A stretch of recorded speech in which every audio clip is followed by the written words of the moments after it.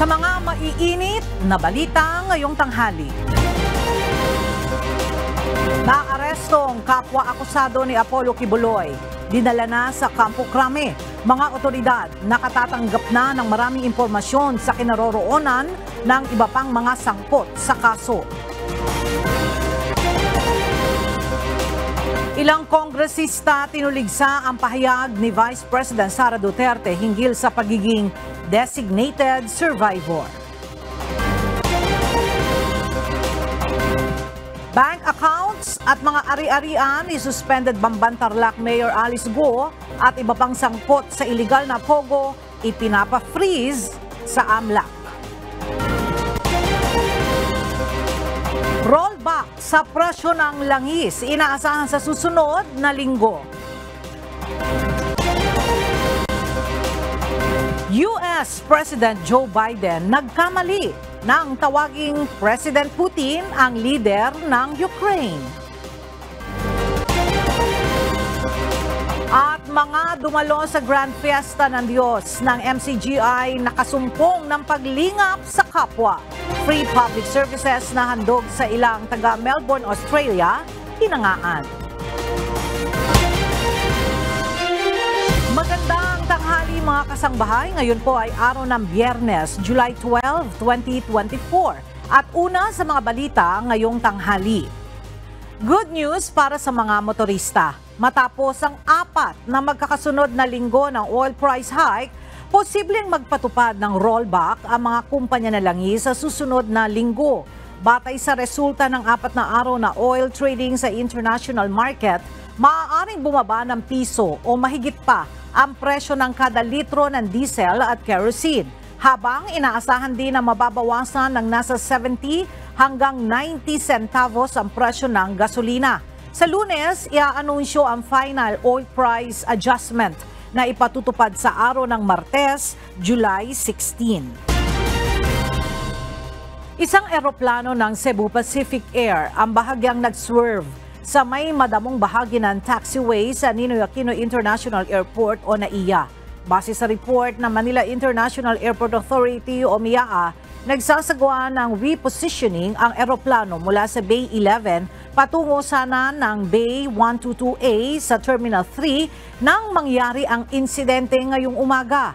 Wala namang mga pasahero at crew na sakay ang nasabing eroplano at wala ring naiulat na sugatan sa insidente. Dahil dito, pansamantalang hindi magagamit ang ilang parking bay sa NAIA. Sa ngayon, ay kumikilos na ang aircraft recovery team ng MIAA para maialis ang nakaharang na eroplano.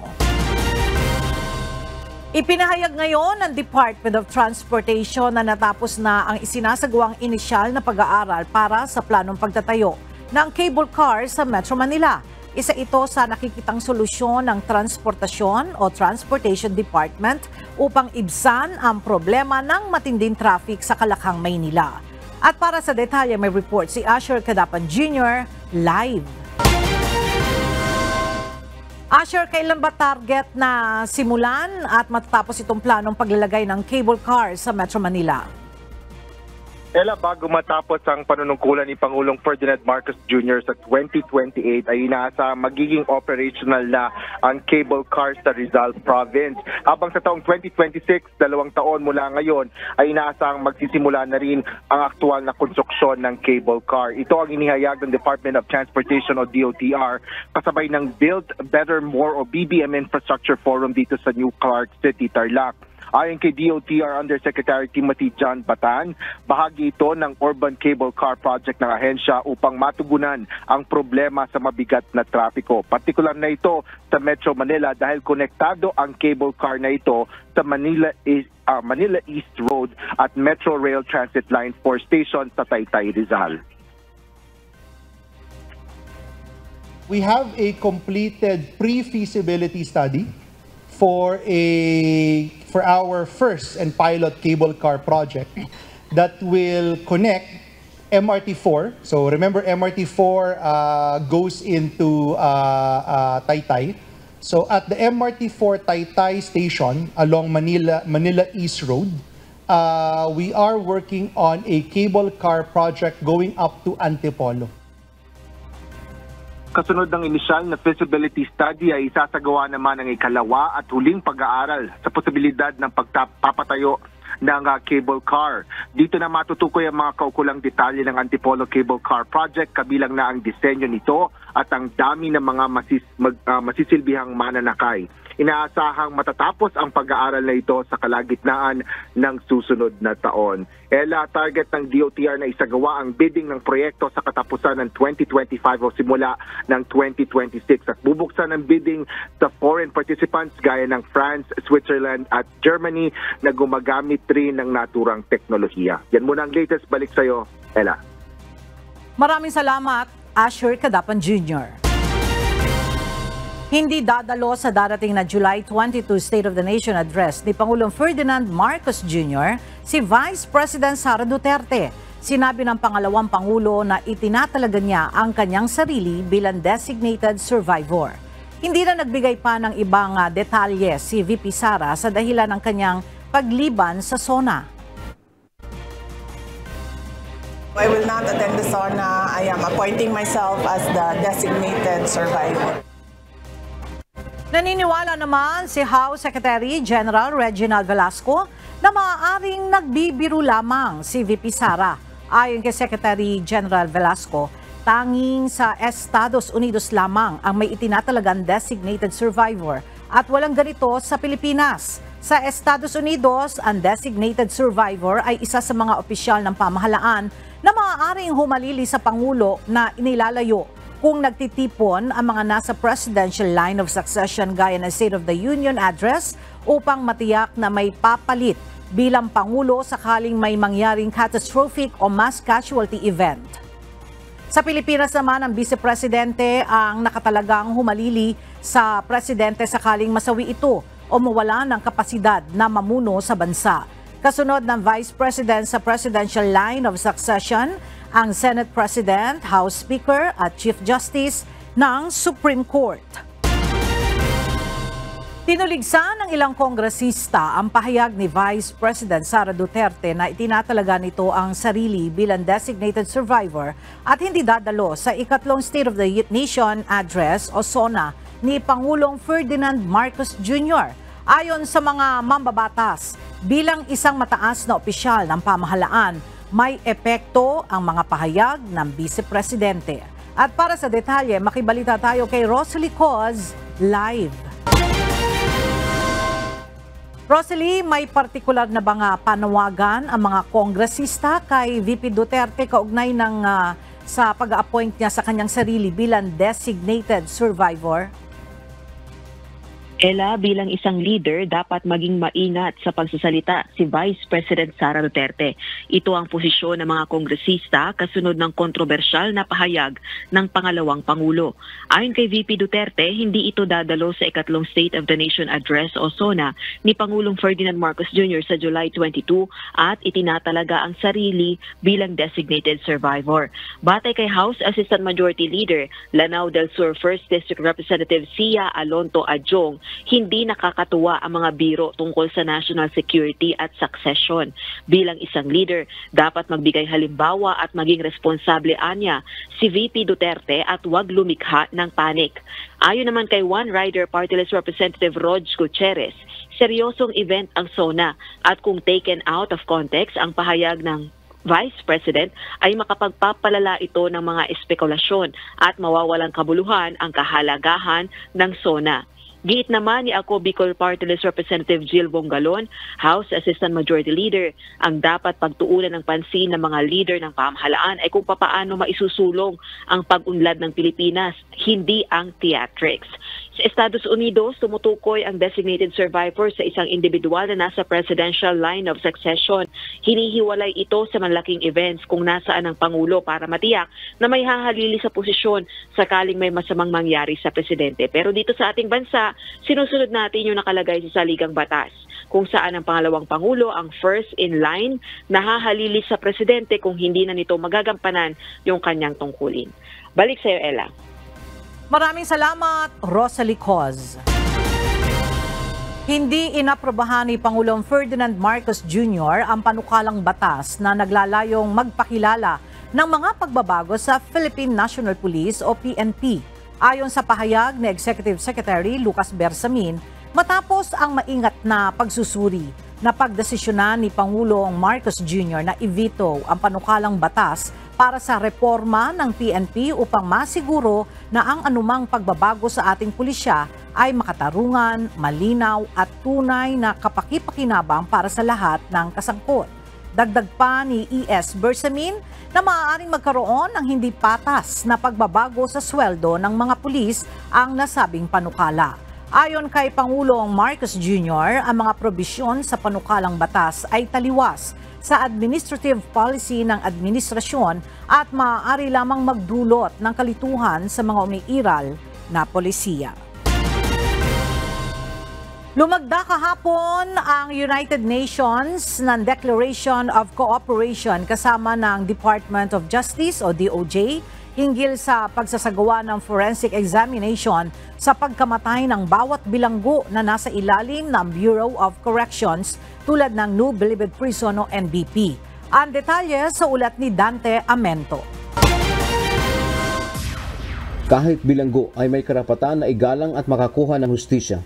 Kaya naman lumagda kahapon ang Department of Justice o DOJ kasama ng University of the Philippines College of Medicine at United Nations o UN Office on Drugs and Crime ng isang Declaration of Cooperation. Layon nito na magkaroon ng pagtutulungan sa pagsusuri o pag-autopsy sa bawat person deprived of liberty o PDL na namatay habang nasa kustudiya ng Bureau of Corrections o BUCOR para malaman ang sanhi nito. If you have TB in one enclosed space, then everybody is infected. And it's not just the PDLs at risk. What about the people who are employed and who work there? Bilang mangunguna sa investigasyon, kaagad na dadalhin ng DOJ ang labi sa UP College of Medicine para sa forensic exams. They would have to be brought first to UP College Manila for forensic examination and autopsy before they would eventually be transferred to the funeral home for embalming. That way, there would already be that process by which we would be able to establish the true causes of deaths. Samantala, tutulong naman ang UN pagdating sa expertise, training, equipment at iba pa. Ang resulta ng pagsusuri ay maaring magamit bilang ebidensya sa korte kung kinakailangan. It is also methodology, and the methodology is setting up the procedures that are needed in line with international standards to ensure the integrity of the evidence. That is, the chain of custody is protected so that the evidence ultimately can be used in judicial proceedings. Tiniyak ng DOJ na mayroon o walang isyu ng foul play sa pagkamatay ng isang bilanggo ay isasailalim ito sa pagsusuri. Ayon kay BUCOR Chief Pio Katapang, nasa halos 1,000 PDL ang namamatay sa loob ng mga piitan kada taon. Ngayon, on the average, because now from January to June, which is almost half of the year, we already have 487. So more or less 1,000 per year ang namamatay sa BUCOR due to natural causes. Dante Amento, UNTV, News and Rescue. Diyos ang aming sandigan, serbisyo publiko ang aming pinahahalagahan. Naitalaga ang Pilipinas bilang host ng Loss and Damage Fund Board na inaasahang magsisilbing boses ng mga bansang nakararanas ng matinding epekto ng climate change. Ayon kay Pangulong Ferdinand Marcos Jr., malaking karangalan para sa Pilipinas na makakuha ng pwesto sa mismong board. Mula sa Makati City, alamin natin ang detalye kay Jed Neresina, live. Jed, para saan ba itong Loss and Damage Fund Board? At ano ba ang kahalagahan nito para sa bansa? Ella, ang Loss and Damage Fund ay isang global finance mechanism upang tulungan ang mga developing countries sa gaya ng Pilipinas sa pagharap sa mga epekto ng climate change. Pondo ito mula sa developed countries o mayayamang mga bansa na ibinibigay para ayusin ang mga naging problema sa kapaligiran dahil na rin sa industrialisasyon. Nauna nang sinabi ni Pangulong Ferdinand Marcos Jr. na malaking bagay ang pagkakahalal ng Pilipinas bilang host ng Loss and Damage Fund Board. Dahil aniya, ang Loss and Damage Fund Board ang magpapasya kung saan ilalagay ang nasabing pondo. Magiging malaki ang impluwensya ng ating bansa pagdating sa pagtugon sa climate change at lahat ng ating pangangailangan at pananaw tungkol dito ay maaari nating masabi. Ayon naman kay Department of Environment and Natural Resources o DENR Secretary Maria Antonia Yulo Loizaga, ito ay isang welcome development para sa Pilipinas bilang isa sa vulnerable sa mga negatibong epekto ng climate change. Aniya tinatanggap nila ang responsibilidad na ito bilang pakikisa sa lahat ng mga bansa gaya ng Pilipinas na apektado ng climate change. Ngayon nga, Ella, mamayang hapon magkakaroon ng press conference ng DENR dito sa Makati City patungkol dito. Ayan muna ang update. Balik sa iyo, Ella. Maraming salamat, Jed Naresina.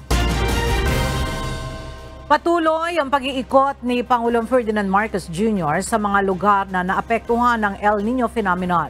Kanina, nasa probinsya ng Aurora ang Pangulo at dito tiniyak na nakahanda na rin ang pamahalaan para sa epekto ng La Niña. At para sa detalye, may report si Nel Maribuhok live. Nel, ano na ang ginagawang paghahanda ng pamahalaan para sa pagpasok ng La Niña? Yes, Ella, yun kay Pangulong Ferdinand Marcos Jr. nakahanda na ang Department of Social Welfare and Development o DSWD sa prepositioning ng relief goods, particular na sa Region 3 o Central Luzon. Ito ang inigunat ng Pangulo ng kanyang bisitahin na probinsya ng Aurora kaninang umaga. Ayon sa Pangulo, bukod sa nakahandang tulong, tinapos na rin ang ilang infrastruktura upang maiwasan ang pagbaha sa probinsya. At ngayon naman, na parating na ang tag-ulan, nakahanda na rin po ang inyong pamahalaan sa anumang magiging epekto nito. Mayroon na tayo naka-preposition na relief supplies na nagkakahalaga na higit 180 milyong piso para sa buong Region 3. Natapos na rin ang Agwang River Flood Control Structure Project sa Baler. Ito po ay makakatulong upang mapigilan ang matinding pagbaha at malaking pinsala na dulot ng pag-apaw ng Agwang River. Tig sa 10,000 piso natanggap ng mga magsasaka at mangingisda ng mga piling benepisyaryo sa probinsya. Bukod pa ito sa mga makinarya na galing sa pamahalaan. Mamaya ay mabamahagi rin ng tulong ang Pangulo sa San Fernando, Pampanga at sasaksihan rin ni PBBM ang inaugurasyon ng Hermosa, San Jose 500 kV transmission project sa Hermosa, Bataan. Yan muna ang ating update. Balik sa iyo, Ella. Maraming salamat, Nel Maribuhok. Dinala na sa Campo Crame ang kapwa-akusado ni Kingdom of Jesus Christ leader Apollo Kibuloy na si Pauline Canada. Si Canada ay iniharap sa media matapos na maaresto kahapon sa Davao City. Mula sa Camp Crame, makibalita tayo kay Leia Ilagan, live. Leia, saan na dadalhin itong si Canada? At meron bang impormasyon na rin ba ang mga pulis kaugnay sa iba pang pinaghahanap na akusado? Magandang tanghali sa iyo, Ella. Si Pauline Canada ay dadalhin sa korte sa Pasig RTC Branch 159 bilang proseso sa pagbabalik ng warrant of arrest sa court of origin nito. Doon kasi nakasampa ang kasong qualified human trafficking laban kina Canada. Ayon kay PNP Chief Police General Romel Francisco Marbil, si Canada ay naaresto kahapon ng pinagsanib na puwersa ng CIDG, staff, intelligence group at Pro 11 sa Emily Home Subdivision, Davao City. Ang naturang lugar ay 2 kilometro lamang ang layo sa headquarters ng Police Regional Office 11. Itinanggi naman ni General Marbil na nakatulong sa pagkakaaresto kay Canada ang pagpapalit ng Regional Director, hepe ng Davao City at 19 na station commander sa lalawigan. Sa halip, malaki ani ang tulong ang pagbibigay ng 1 milyong pisong reward laban sa mga co-accused habang 10 milyon naman para kay Kibuloy. Madami na rin aniya silang natatanggap na impormasyon ukol sa pinaghahanap na pinuno at miyembro ng KOJC. Bukod kay Canada Ella, pinaghahanap na rin ng mga otoridad si Apollo Kibuloy, Crescente Canada, Ingrid Canada, Sylvia Simanes at Jacqueline Roy. Tiniyak naman ng PNP na bibigyan ng 1 milyong pisong reward ang kanilang tipster.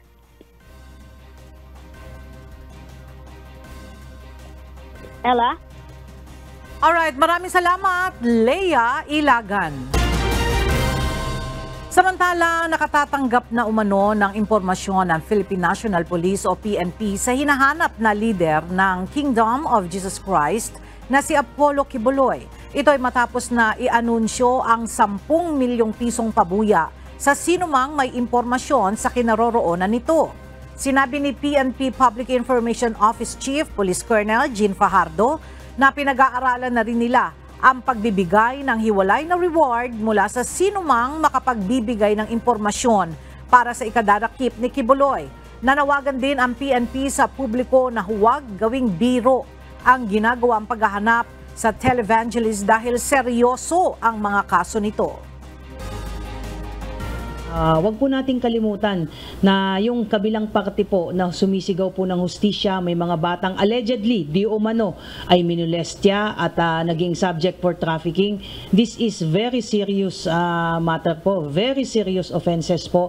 Kaya wag lang po sana yung side ng isa yung tignan natin. Tignan din po natin, may sumisigaw din po ng hustisya na mga magulang at mga kabataan at yun po yung hinihingi natin. Samantala, sinabi din ni Colonel Fajardo na walang impormasyon mula sa Bureau of Immigration na nasa China na si Kibuloy. Aalamin din anya nila kung nakalusot na ito sa backdoor.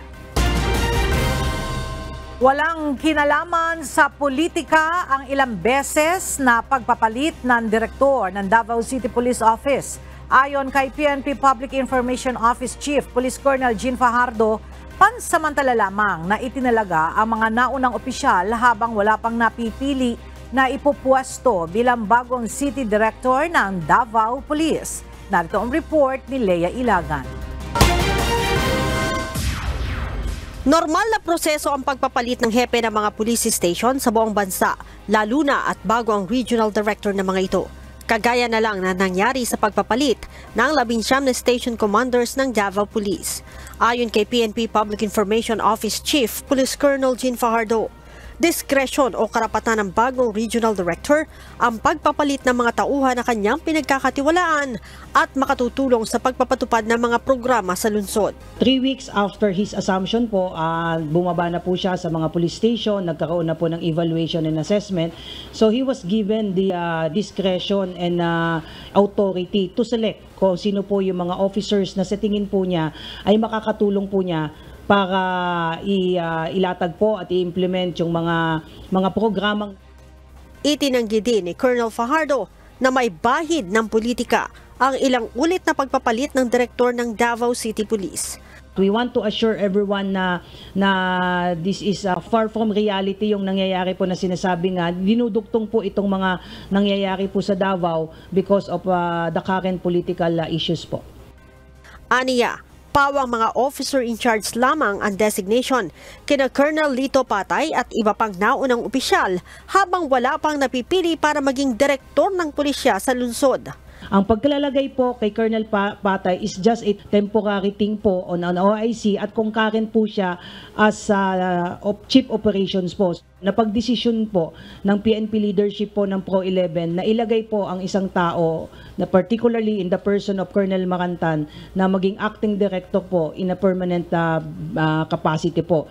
Nauna na ring ipinaliwanag ng PNP na ang pagpapalit ng 19 na station commanders ay kasunod ng umano'y discrepancy sa reporting ng mga kaso ng patayan at rape sa rehiyon.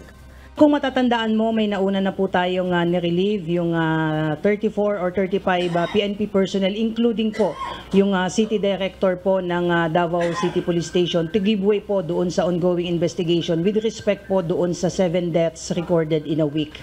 So kasama po yung city director po doon na nirelieve para po magbigay daan sa impartial investigation. Ngayong linggo lamang, 3 beses nagpalit ng officer in charge ang Davao City Police at pinakahuling na italaga sa posisyon si Police Colonel Hansel Marantan. Si Marantan ang dating Deputy Intel ng Region 4A nang mangyari ang atimon ng rob-out sa Quezon. Siya din ang namuno sa mga raid sa property ng mga Teves sa Negros Oriental. Leia Ilagan, UNTV, News and Rescue. Diyos ang aming sandigan, serbisyo publiko ang aming pinahahalagahan. Malaking sindikato umano ang nasa likod ng pagkuha ng palsipikadong mga dokumento para sa mga Chinese. Ayon sa National Bureau of Investigation 11, malaki umano ang binabayad ng mga Chinese para makakuha ng birth certificate sa local civil registrar. Ang detalye sa ulat nila Lane Moreno.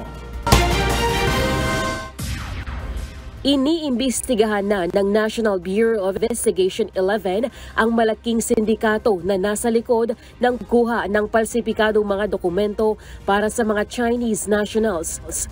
Martes, June 9, inaresto ng NBI ang isang Chinese na nagtangkang kumuha ng Philippine passport gamit ang palsipikadong driver's license, Philippine Statistics Authority ID at Certificate of Live Birth na may Filipino name.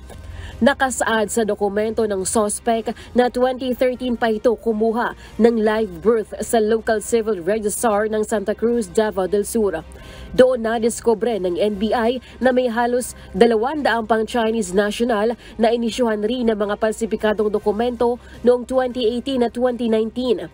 Malaki umano ang perang binabayad ng mga Chinese sa bawat birth certificate na kanilang makukuha. So malaking malaking sindikato, malaking meron dito mga nagkakapera ng malaki din. Silang nagpa-process. So I think there's somebody na may may parang fixers. They will go to them and to process it. Posible rin umanong may kasabwat ang mga ito sa loob ng Register Office. Hawak na ng NBI ang mga dokumento ng mga naturang Chinese. Ayon kay NBI 11 Regional Director Attorney Arcelito Albao, nag-issue na sila ng subpoena para ipatawag ang mga ito at malaman kung sino ang mga tao o sindikatong nasa likod nito. Some of them nagtatrabaho sa Pogo. Very exactly ganito din yung case ni Mayor Alice Go. What I mean is the late registration. Gawa-gawa lang itong mga pangalan, parang ginawaan nila ng Filipino name. Iniimbestigahan na rin ng lokal na pamahalaan ng Santa Cruz kung may kinalaman sila rito. Pag LGU ang involved, papasok yung tinatawag natin na graft and corruption. Automatic yun. Plus the violations of itong mga falsification, itong mga pagtanggap ng pera, itong mga wrongful informations na ginagawa doon sa birth certificates, they are liable. Sa inilabas na pahayag ni Santa Cruz Municipal Mayor Jose Nelson Salas Sr., hindi umano nila palalagpasin ang nangyaring iligal na transaksyong ito sa kanilang lugar. Sa katunayan anya ay nagsagawa na sila ng imbestigasyon dito. Bukas rin umano sila sa imbestigasyon ng NBI at iba pang mga national government agencies, lalo na ang kanilang local civil registrar. Handa rin silang magsampa ng kaso sa sinumang mapapatunayang involved sa pamameke ng mga dokumento. Lalaine Moreno, UNTV News and Rescue. Diyos ang aming sandigan, serbisyo publiko ang aming pinahalagahan. Pinapa-freeze na ng korte sa Anti-Money Laundering Council o AMLAC ang mga bank account at ari-arian ni Suspended Bamban Tarlac Mayor Alice Guo at iba pang umunoy sangkot sa iligal na operasyon ng Philippine Offshore Gaming Operator o POGO. Mula sa Quezon City, may report si Herlene Delgado live. Herlene, ilan itong mga bank account at ari-arian na ipi-freeze ng AMLAC? Ella, sa isang pahayag na inilabas ng Anti-Money Laundering Council o AMLAC kay Senator Sherwin Gatchalian, aabot sa 70 bank accounts mula sa 14 na financial institutions ang kanilang pina-freeze. Ito'y matapos aprubahan ng Court of Appeals o CA ang petisyon ng AMLAC na maglabas ng freeze order laban sa ilang individual na umano'y sangkot sa iligal na aktibidad ng mga POGO. Ela, kabilang na riyan si Suspended Bamban Tarlac Mayor Alice Guo, Jiang Huang at Bao Yinglin matapos makitaan ng mga kahina-hinahang malalaking transaksyon at ari-arian na posible umanong indikasyon na sangkot ang mga ito sa human trafficking at money laundering sa pamagitan ng mga illegal na POGO. Batay sa listahan na inilabas ng mambabatas mula sa AMLAC, 36 na bank accounts ni Suspended Mayor Guo ang kanilang pina-freeze. Kabilang din dito ang ilang ari-arian ng suspendidong alkalde gaya ng 12 land holding, 1 dosenang motor vehicles at 1 helicopter. Kinukumpirma pa ni Senator Gatchalian sa AMLAC kung magkano ang kabuuang halaga ng mga lamang pera sa bangko at ari-arian na kanilang pina-freeze. Pero una na anyang isiniwalat ng AMLAC sa mga senador na bilyong-bilyong piso mula China ang pumasok sa bank accounts ni Mayor Guo sa loob ng 3 taon simula nang ipatayo ang Bamban Pogo Hub noong 2019 hanggang taong 2022. Para sa mga mabatas, may pagkukulang din ang mga bangko dahil hindi nito agad isinumbong sa AMLAC ang mga kahina-hinalang transaksyon sa bank accounts ni Mayor Guo.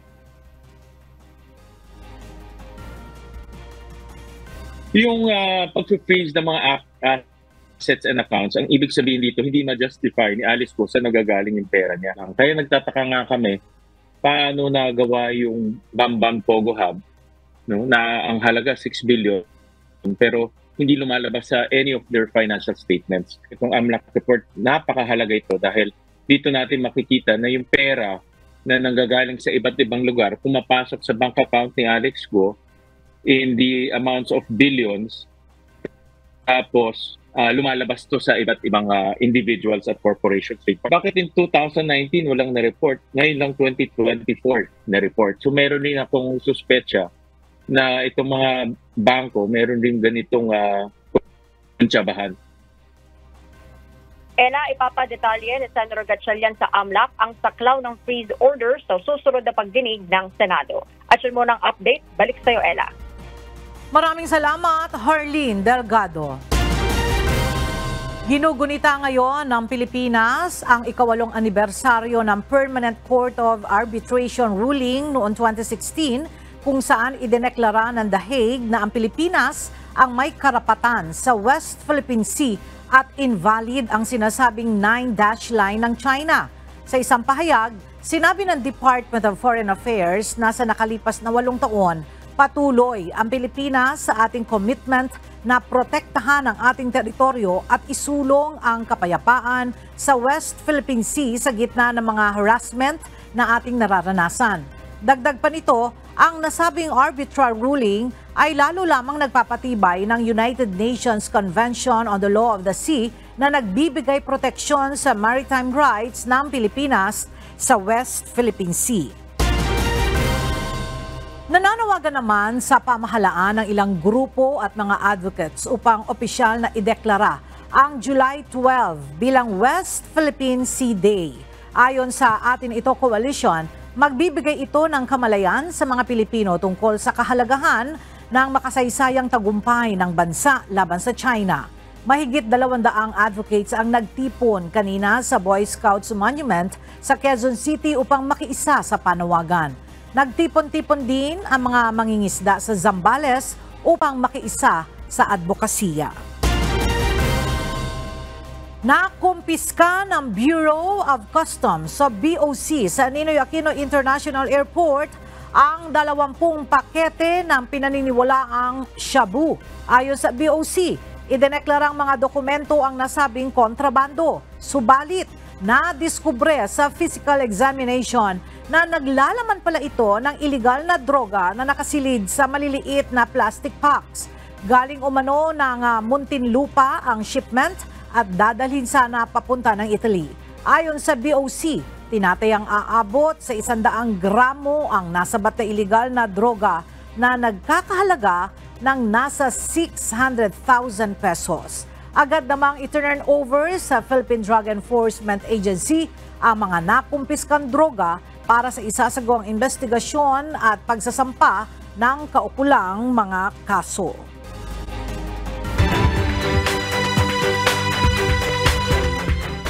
Nadiskubre ng mga otoridad sa Pangasinan ang nasa 11 plastic bags na naglalaman ng hinihinalang shabu sa may baybayin ng Agno Beach. Ayon sa mga otoridad, ang bawat plastic ay naglalaman ng 1 kilong suspected shabu. Ang detalye alamin natin kay Grace Doctolero live.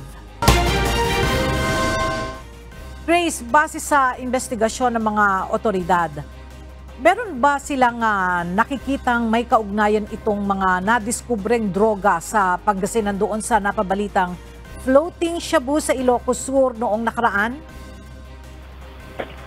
Yes, Ella, magandang tanghali. Posible nga itong magkakasama sa mga na-recover na mga shabu kamakailan sa Ilocos Sur dahil hindi ito ang unang beses na may natagpuan na shabu sa karagatan ngayong taon na matatanda ang kilo-kilong shabu ang natagpuan sa iba't ibang bahayan sa Ilocos Sur noong nakaraang Hunyo.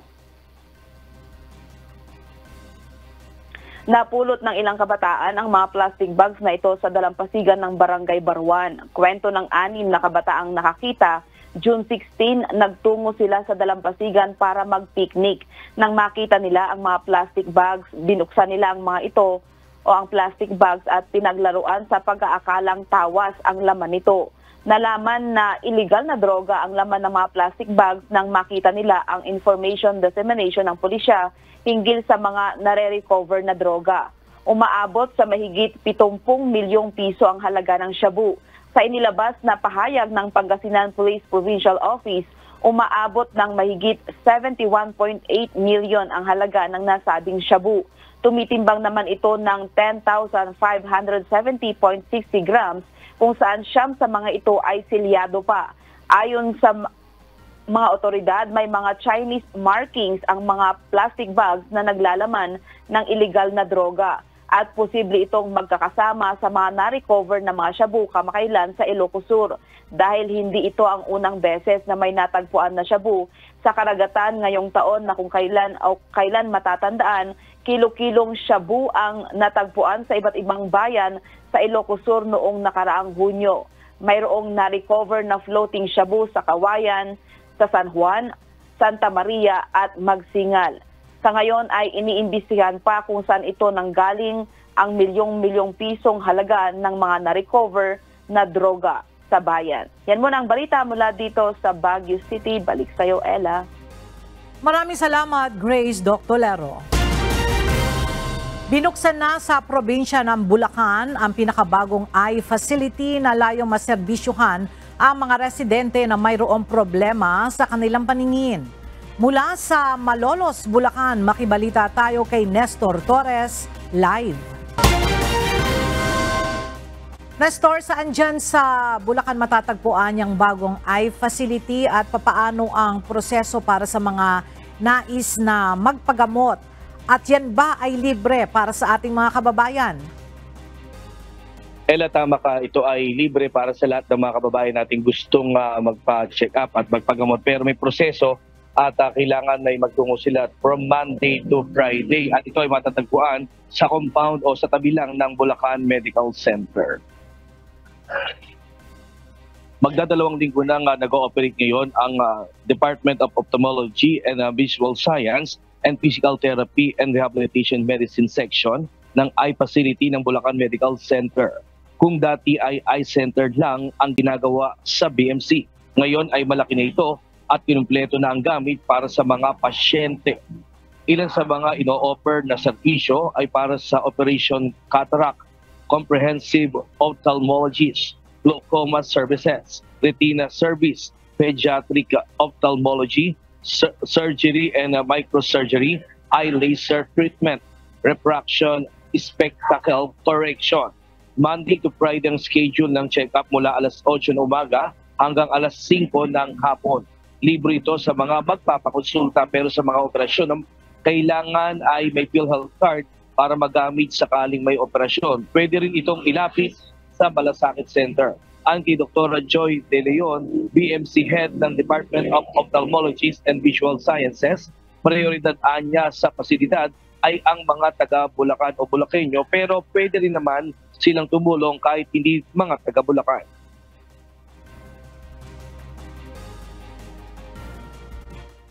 Sa totoo lang po, sa ibang mga probinsya, mayroon din naman silang regional hospital. Like sa Pampanga, merong JB Lingad. Sa Manila, merong East Avenue na under DOH lahat. Kami ang run ng LGU. So, bilang tugon sa pangangailangan ng komunidad ng mga Bulakenyos, ito po ay para sa kanila. But of course, ito ay para sa lahat. Hindi namin pwedeng ipagdamot. Kaya lang po, sa dami rin po ng populasyon ng Bulacan, kailangan tumugon kami sa pangangailangan ng mga Bulakenyos. Ayon pa sa nasabing medical doctors, hindi ko mo may sakit sa mata ay agad nang ooperahan. May tamang schedule at proseso silang ginagawa bago mag-opera. Sa mga kaso naman ng may orbit at bukol sa mata ay hindi nila ito magagawa sa ngayon, lalo na kailangan nila rito ay mga dalubhasang espesyalista na iilan lang sa ngayon ang meron sa bansa. Pero asahan naman sa hinaharap ay magkakaroon na rin ng eye facility sa Bulacan. Sa ngayon po, pero nakaplano na po yan, nakalatag yan na magkaroon din kami, yung mga orbit, yung mga tumor sa mata na may extension sa ulo. Yan po, medyo advanced na po yan.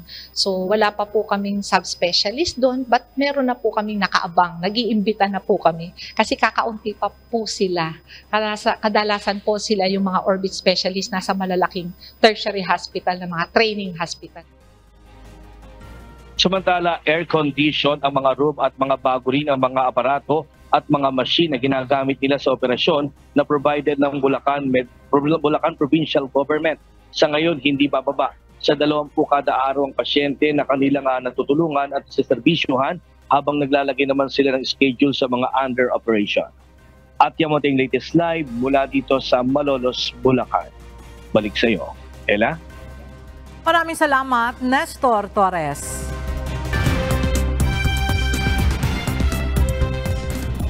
Nagkamali si US President Joe Biden sa pagpapakilala sa Ukraine leaders sa North Atlantic Treaty Organization o NATO Summit.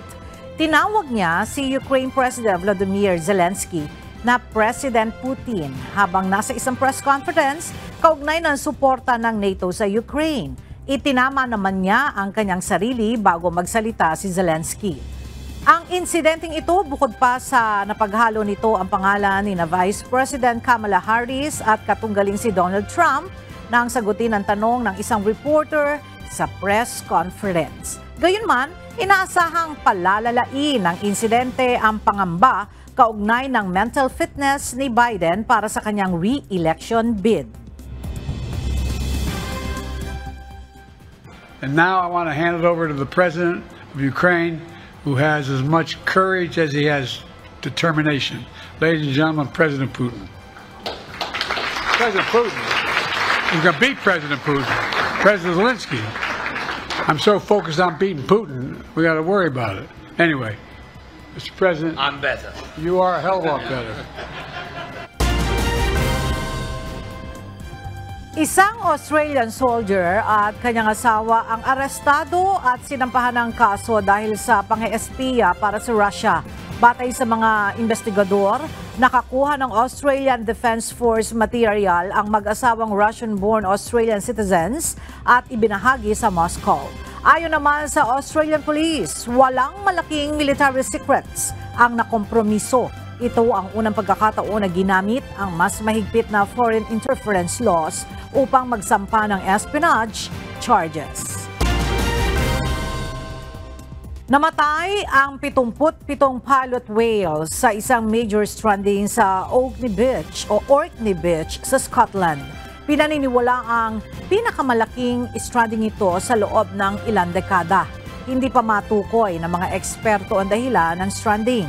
Hiniling naman ng mga otoridad sa publiko na iwasan muna ang lugar habang isinasagawa ang post-mortem examinations.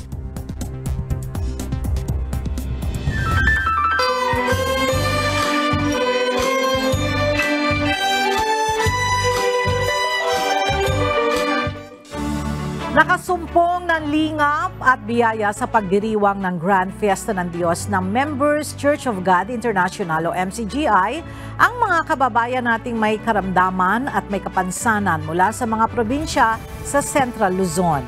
Narito ang report ni Nestor Torres.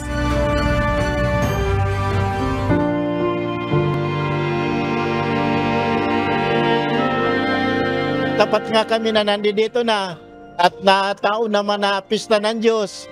Sabi ng anak ko, tatay, nanay, subukan yung dumalo doon sa pista ng Diyos sa pagtitipo namin para makita nyo naman. Sabi ko nga, oo, pupunta kami, sama-sama tayo para baka sakali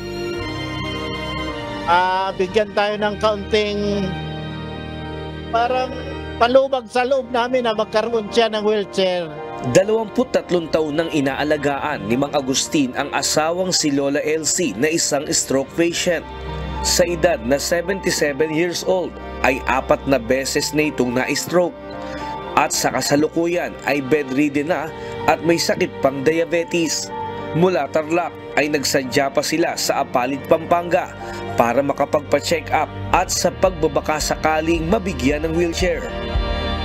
Hindi naman sila nabigo dahil sa tulong ng mga kapatid na doktor mula sa MCGI ay nakapagpa-check up siya ng libre kasama ang asawa.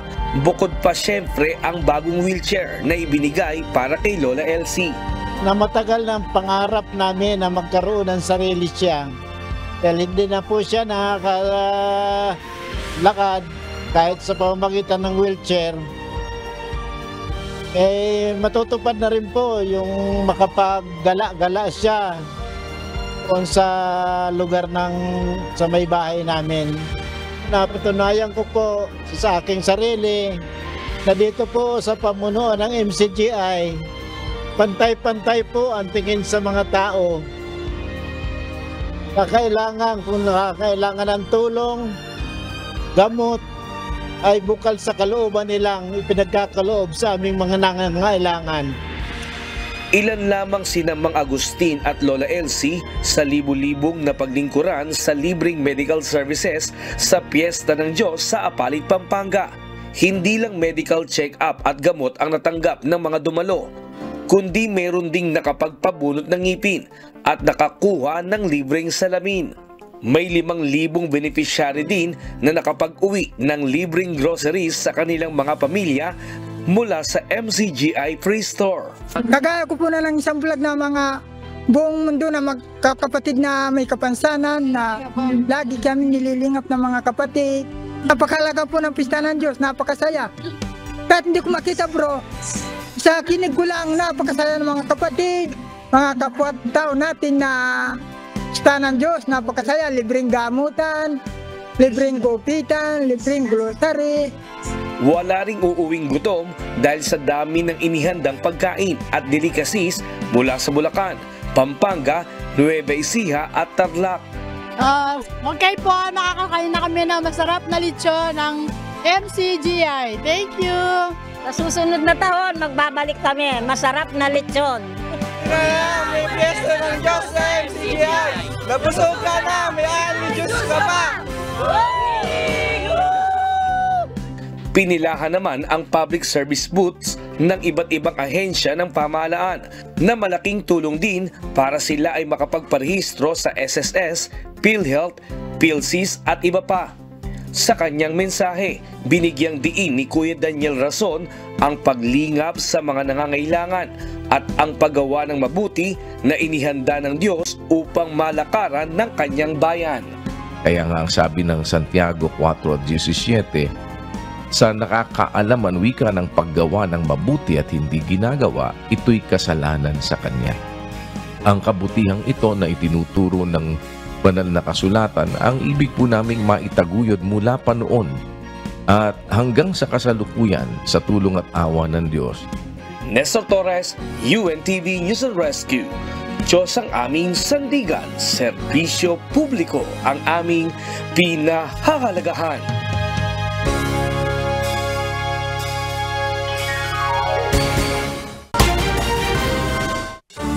Namangha at natuwa ang mga naging benepisyaryo ng free services sa idinaos na Grand Fiesta ng Diyos ng Members Church of God International sa Melbourne nitong Huwebes. Narito ang report ni Navy Yandog.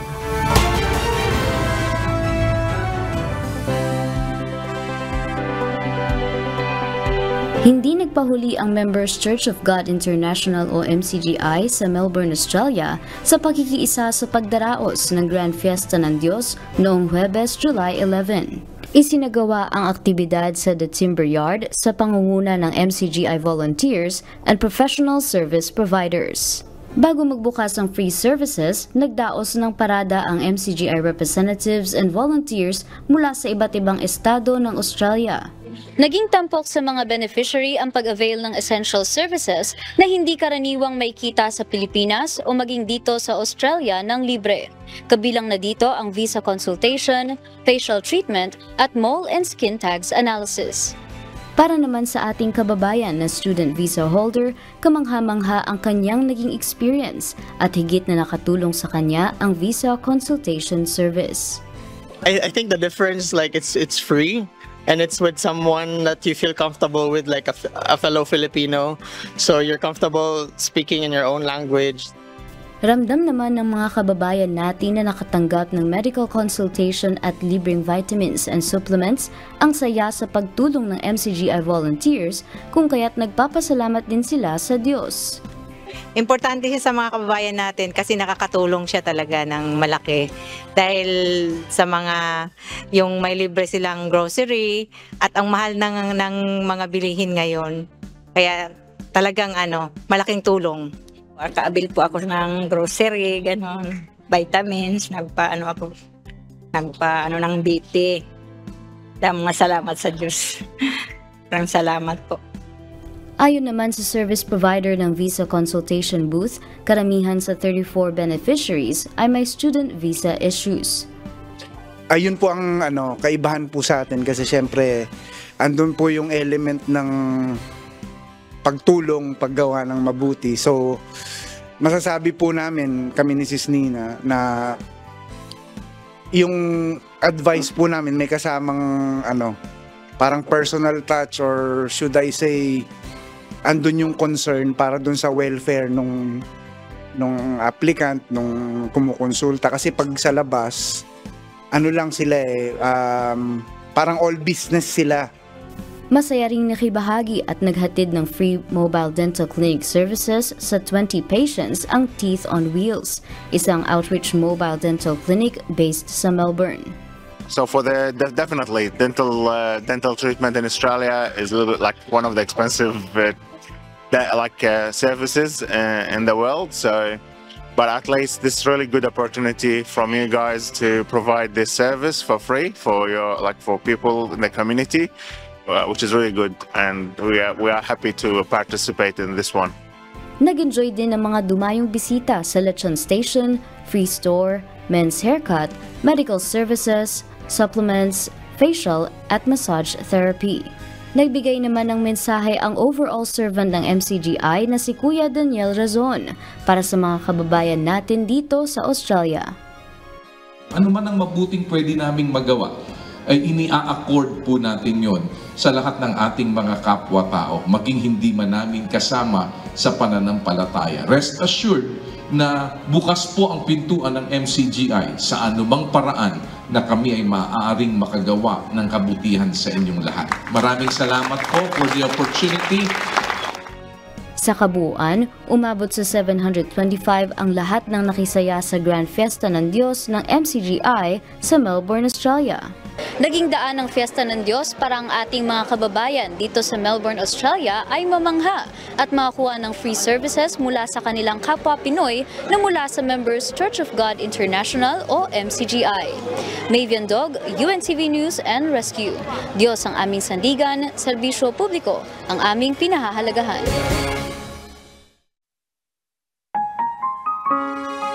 At sa ating iiwang mga salita ng Diyos na ating sandigan mula sa aklat ng Awit, Kapitulo 119, versikulo 29 na nagsasabi, "Ilayo mo sa akin ang daan ng kasinungalingan at ipagkaloob mo sa aking may pagbibiyaya ang iyong kautusan."